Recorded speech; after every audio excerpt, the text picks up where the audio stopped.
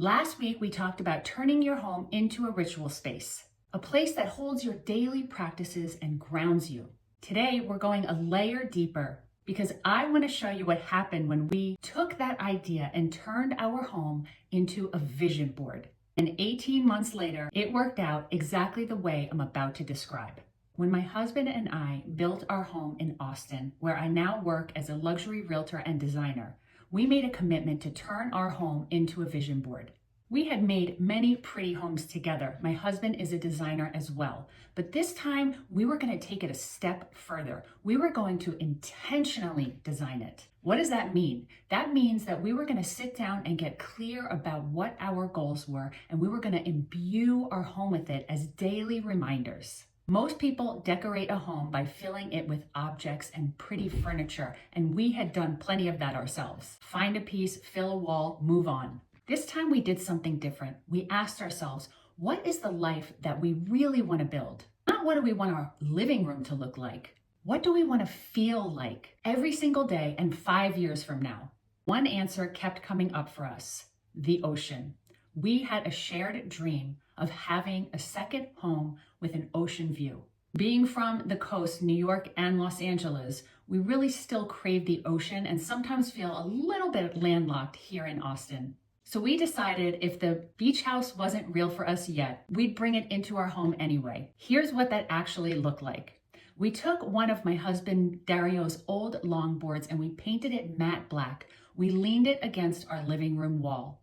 We put beautiful coral throughout the house and huge ocean images. Our hallway became a gallery of Dario's beach photography. And on our living room shelves, we placed a small collection of small wooden homes, the exact number of properties that we hope to own one day. None of this was expensive. None of this was trendy or what was the design of the moment. These were symbols, physical daily reminders to keep us on track. 18 months later, we bought Casa Maramor, our Todos Santos home a block from the beach, where whales migrated past our deck every year and where we gathered in the evenings at sunset every day to watch that sun kiss the horizon. So how do you actually do this on purpose without feeling the vision board cliche? In the book, I call this your symbolic language, and there's 3 parts to it. The first is personal history. The objects that you carry hold stories. It could be family heirlooms. It could be treasures from your travels. Things that remind you of how far you've already come, or objects that bring you joy. The second is present intentions.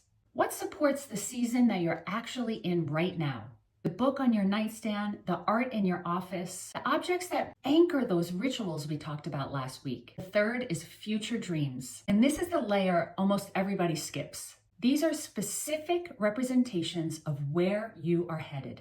Not good vibes only decor, but something concrete. A model of the boat, a black and white photograph of that neighborhood, a small collection of wooden houses. Most homes are full of one layer. It could be the framed publication of the cover of that magazine that you want to be on, a piece of art that represents the figure and the fitness level that you're striving towards, a photo of the stage that you want to speak on. Most homes are full of layer 1. Some have layer 2.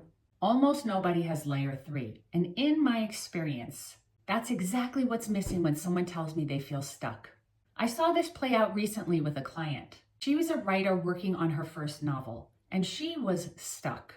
When we designed her home office, we found a beautiful vintage typewriter and placed it on her desk, not to use, as a symbol that she already belonged to the tradition that she was striving towards, becoming a writer, as if that future identity was already hers. 6 months later, she finished her manuscript. Maybe that's a coincidence, or maybe it's a subconscious programming on a daily basis that moves you towards your goals and dreams. So here's your homework for this week. Walk through your home and ask, where is layer 3? Is there a single object that represents where you're going and not just where you've been?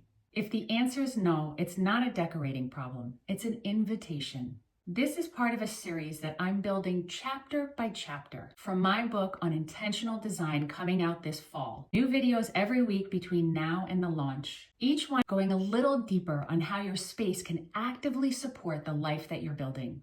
Last week was rituals. Next week, we'll talk about how those symbols can spark conversation, build community, and add a spark of interest to everyone that walks in your door. If this resonates, hit subscribe so you don't miss next week's video. And tell me in the comments, what's one object in your home that represents the life that you are building?